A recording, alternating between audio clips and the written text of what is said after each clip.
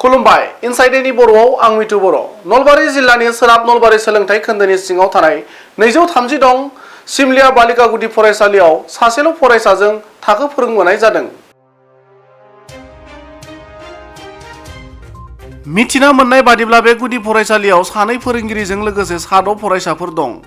नाथाय बेनिनो सासेल' फरायसाया फरायसालियाव नुजाथिनायनि अनगायै 7 फरायसाफोरा बांसिन समावनो फरायसालियाव नुजाथिया। बे समाव सोरखारा बे फरायसालिजों लोगोसे बेनि फोरोंगिरिनि सायाव मा राहा लायो बेखौ फैबाय थानाय समासो फोरमायगोन। এই 230 নম্বৰ হিমলীয়া বালক প্ৰাথমিক বিদ্যালয়খন বাৰু কেনেদৰে চলিছে? নলবাৰী জিলাৰ পশ্চিম নলবাৰী খণ্ডৰ এখন এক আজব প্ৰাথমিক বিদ্যালয়। এই বিদ্যালয়খনত মাত্ৰ এগৰাকী ছাত্ৰ, এই এগৰাকী ছাত্ৰৰ জৰিয়তে শিক্ষাদান চলি থকা হৈছে। ইয়াৰ প্ৰধান শিক্ষকগৰাকী মাত্ৰ প্ৰধান শিক্ষকগৰাকী উপস্থিত আছে, কিন্তু আন এগৰাকী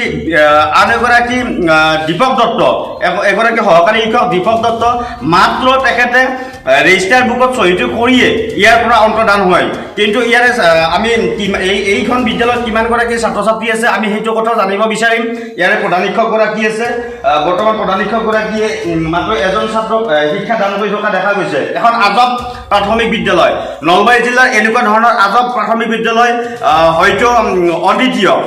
এইখনে প্ৰাথমিক বিদ্যালয়, যিখন প্ৰাথমিক বিদ্যালয়ত মাত্ৰ বৰ্তমান এগৰাকী ছাত্ৰৰ এগেইনষ্টে ইয়াতে দুগৰাকী শিক্ষক আছে, এগৰাকী প্ৰধান শিক্ষক আৰু আন এগৰাকী সহকাৰী শিক্ষক। সহকাৰী শিক্ষকগৰাকী হ'ল দীপক দত্ত। দীপক দত্তই ৰাতিপুৱা আহিয়ে ৰেজিষ্টাৰ বুকত চহীটো মাৰি ইয়াৰ পৰা গুচি যায় বুলি এটা অভিযোগ উত্থাপন হৈছে।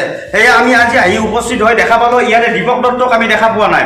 তেখেতে কি অজুহাত লৈ গৈছে, তেখেতে প্ৰধান শিক্ষকগৰাকী কিবা ৰিটেন দি তেখেতে কিবা অফিচিয়েল কামত গৈছে, আমি সেইটো কথাও জানিম। কিন্তু এখন আজব প্ৰাথমিক বিদ্যালয়, অসম চৰকাৰে যি শিক্ষাৰ উন্নয়নৰ কথা কৈ আছে, কিন্তু তাৰ বিপৰীতে এক পপুলাছন দেখা গৈছে পশ্চিম নলবাৰী শিক্ষা খণ্ডৰ এখন প্ৰাথমিক বিদ্যালয় 230 নম্বৰ হিমলীয়া বালক প্ৰাথমিক বিদ্যালয়। কিন্তু আমি পোনে পোনে ইয়াৰে প্ৰধান শিক্ষকগৰাকীৰ ওচৰলৈ যাম।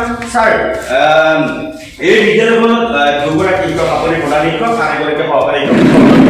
আমি শুনিবলৈ পাই আহিছোঁ যে দীপক দত্তই চহীটো ৰেজিষ্টাৰ বুকত চহীটো মাৰি ইয়াৰ পৰা গুচি যায়, কিন্তু আপোনাক কিবা ৰিটেন বা কিবা কি কৈ গৈছিলে তেখেতে দীপক দত্তই? মোক একো ৰিটেন দিয়া নাই। তেখেতে কৈছে বিঅ'চাৰক কোৱা বুলি কৈ পেলাই কোনোবা এজন শিক্ষকৰ ঘৰত যাব কৈছে। হয়, সেইখিনি বিঅ'চাৰৰ নামটো কি আছিল? শ্ৰী সমীৰ বৈশ্য। সমীৰ বৈশ্য। কিন্তু দীপক দত্ত ইয়াৰে এগৰাকী সহকাৰী শিক্ষক দীপক দত্তই এগৰাকী শিক্ষকৰ স্কুলৰ সময়ত স্কুল খুলি থকা সময়ত এগৰাকী আন বিদ্যালয়ৰ শিক্ষকৰ ঘৰত যাম বুলি কৈছে। এইটো বাৰু কেনেকুৱা ধৰণৰ কথা? এই বিদ্যালয়খনত আমি জানিব পৰা মতে মুঠ 6গৰাকী ছাত্ৰ ছাত্ৰী আছে। এই 6গৰাকী ছাত্ৰ ছাত্ৰীৰ ভিতৰত প্ৰায় ইৰেগুলাৰ ছাত্ৰ ছাত্ৰীসকল অনুপস্থিত দেখা যায়। মাত্ৰ এগৰাকী ছাত্ৰত আমি দেখিবলৈ পাইছোঁ, তেওঁৰ নামটো আমি কোনোমতে জানিব। বাবু, তোমাৰ নামটো কি আছে? টিকু দাস। তুমি কোন শ্ৰেণীত পঢ়া? তৃতীয়।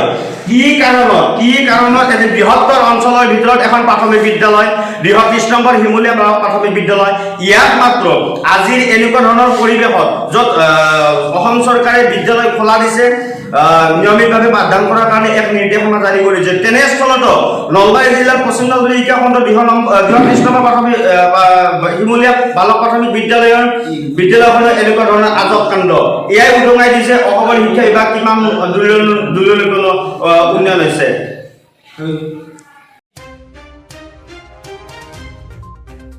नलबारिनिफ्राय मेराजुल काजीनि फोरमायबिदां इनसाइड एनि बर'।